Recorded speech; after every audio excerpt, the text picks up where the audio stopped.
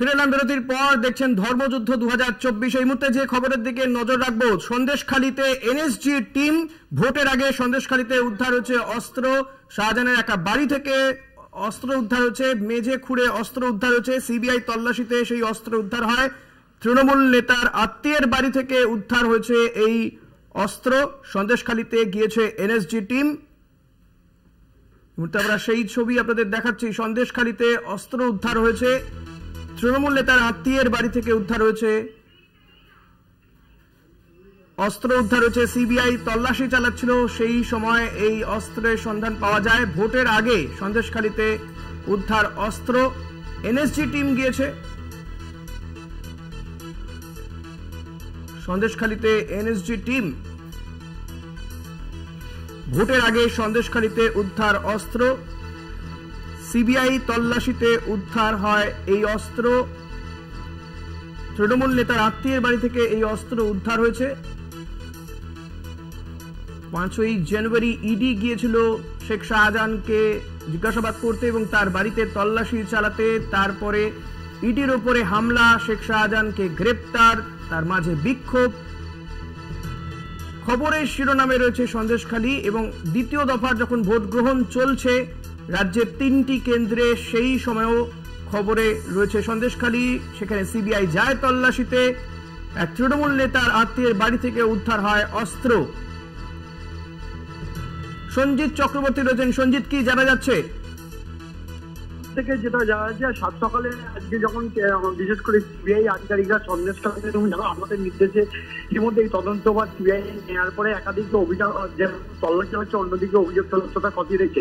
আজকে সন্দেশখালী যে সরবেরিয়া আগারাটি গ্রাম পঞ্চায়েতের যে মল্লিকপুর ছিল, সেখানে তৃণমূলের এক বন্ধুষ্ঠ বাড়ি থেকে বেশ কিছু বিদেশি অস্ত্র এবং বোমা মজুত করা ছিল, সেটা মেজে করে উদ্ধার করে। তারপরে ইতিমধ্যে সেখানে যেমন টিকা শ্রমিকদের লাগানো হয়েছে এবং মেটার যে আশেপাশে ভেড়ি অঞ্চলে কোনো কিছু আছে কিনা সেটাও তদন্তকারীরা দেখছে। অন্যদিকে কিন্তু ইতিমধ্যে যে এনএসজি কমান্ডোকে নামানো হয়েছে এবং বাড়ির পাশে তারা ঘিরে ফেলেছে এনএসজি কমান্ডো নতুন করে কোনো অস্ত্র ভান্ডারে মজুদ আছে কিনা সেটাও দেখছে এবং এর সঙ্গে অন্য কোনো ঘটনা আছে কিনা সেটাও তদন্তকারীরা দেখছে। ইতিমধ্যে কিন্তু সেই বাড়িটাকে কিন্তু ঘিরে রাখা হয়েছে, তার কাছে প্রায় 150 থেকে 200 মিটার দূরে কাউকে ঢুকতে দেওয়া হচ্ছে না। ইতিমধ্যে এনএসজি কমান্ডোরা বাড়ির চারিদিকে ইতিমধ্যে তারা একদিকে তাদের জ্যাকেট পরে, অর্থাৎ তাদের পোশাক পরে তারা বিভিন্ন জায়গায় যেমন মাছ করে তারা ঘিরে রেখেছে। অন্যদিকে বাড়িতে বিভিন্ন জায়গায় কিন্তু তারা খোঁজাখুঁজির কাজ চালাচ্ছে। এখন প্রশ্ন হচ্ছে, এই আবু তাহের মোল্লার বাড়িতে কি নতুন করে অন্য কোনো অস্ত্রের হদিশ পাচ্ছে তদন্তকারীরা? একটু জানতে চাইবো যে কত সংখ্যক অস্ত্র উদ্ধার হয়েছে এবং এই অস্ত্রের সন্ধান সিবিআই পেল কিভাবে? দেখো, সিবিআই আধিকারিকরা গোপন সূত্রে খবর পায় যে এই এলাকাতে বিশেষ করে তৃণমূল ঘনিষ্ঠ নেতারা কাছের বাড়িতে অস্ত্র মজুত করা হয়েছে। সিবিআইয়ের কাছে অভিযোগ গেলে আজকে সাত সকালে সিবিআই আধিকারিকরা সিআরপিএফ জওয়ানদের নিয়ে হাজির হয়। কিন্তু এই কি পরিমাণ অস্ত্র, কত পরিমাণ অস্ত্র, এই পরিমাণের সংখ্যাটা কথা কিন্তু তদন্তকারীরা, অর্থাৎ এই কেন্দ্রীয় তদন্তকারীরা এটা কিন্তু জানাতে চাইছেন না। বেশ কিছু যেটা জানতে পারা গেছে, অর্থাৎ সূত্রের খবর, অর্থাৎ সিবিআই সূত্রের খবর, বেশ কিছু বিদেশি অস্ত্র পাওয়া গেছে এবং বোমা উদ্ধার হয়েছে প্রায় 1 বস্তা মধ্যে। কিন্তু এর পাশাপাশি অন্য কোনো জায়গায় অস্ত্রের হদিশ পেল কেন এনএসজি কমান্ডোকে তড়িঘড়ি আনা হলো এই সন্দেশখালীতে, বিশেষ করে ওই এলাকাতে? এটাও কিন্তু আর যত সময় যাবে তত কিন্তু রহস্য জানা পাচ্ছে। এর সঙ্গে বড় কোনো, অর্থাৎ কোনো বিস্ফোরকের সন্ধান পাচ্ছে কিনা এটাও তদন্তকারীরা কিন্তু বলতে চাইছেন না। এখন এনএসজি কমান্ডোকে নামানো হয়েছে, বাড়ির চারিদিকে ঘিরে রাখা হয়েছে, পুরো বিষয়টা তদন্ত শুরু করেছে। বিশেষ করে একদিকে সিবিআই আধিকারিকরা, অন্যদিকে এনএসজি কমান্ডো, বিশেষ করে বিভিন্ন আধিকারিক, প্রশাসনিক আধিকারিকরা। একটা বিষয় জানতে চাইবো, এই যে অস্ত্র উদ্ধার হয়েছে এক তৃণমূল নেতার আত্মীয়ের বাড়ি থেকে, আর এই ঘটনায় কেউ কি কোথাও আত্মগোপন করে রয়েছে? সিবিআইয়ের কাছে তেমন কোনো খবর রয়েছে? মানে আমি আরো পরিষ্কার হতে চাইছি এই কারণে যে এনএসজি কমান্ডো নামানোর কারণটা কি?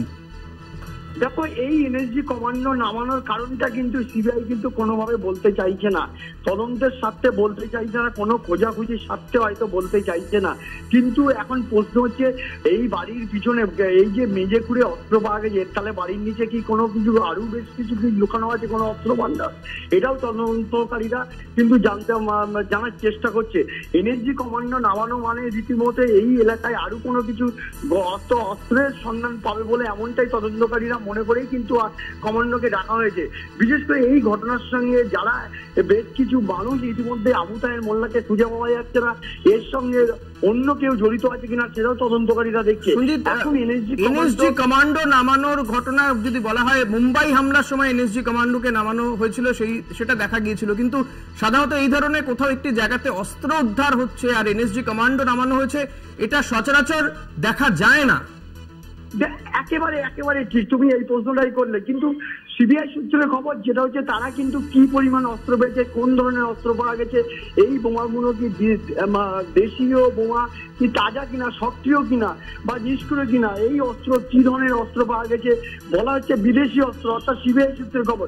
অস্ত্রের পরিমাণ কি, কোথাকার থেকে অস্ত্র, বম ডিসপোজাল স্কোয়াড গেছে, বম ডিসপোজাল স্কোয়াড বোমা উদ্ধার হয়েছে, কিন্তু বম ডিসপোজাল পাওয়া যায়নি। কিন্তু সিবিআই আধিকারিকদের কিছু বিশাল ডিরেক্টরকে আনা হচ্ছে, বিশেষ আধিকারিকদের এনে সেই বেরি অঞ্চলে যে বোম এবং অস্ত্রের হদিশ পায় কিনা সেটাও মেটাল ডিরেক্টরদের পরীক্ষা করছে।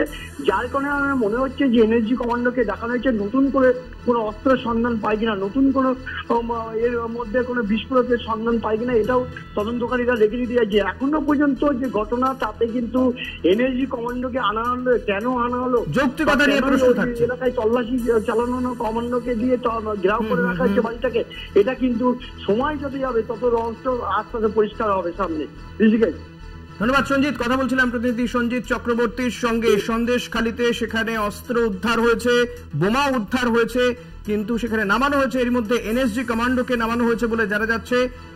যদিও তার কারণ হিসেবে সিবিআই আধিকারিকরা এখনো পর্যন্ত কিছু জানায়নি। সিবিআই তল্লাশিতেই এই অস্ত্র উদ্ধার হয় বলে জানা যাচ্ছে।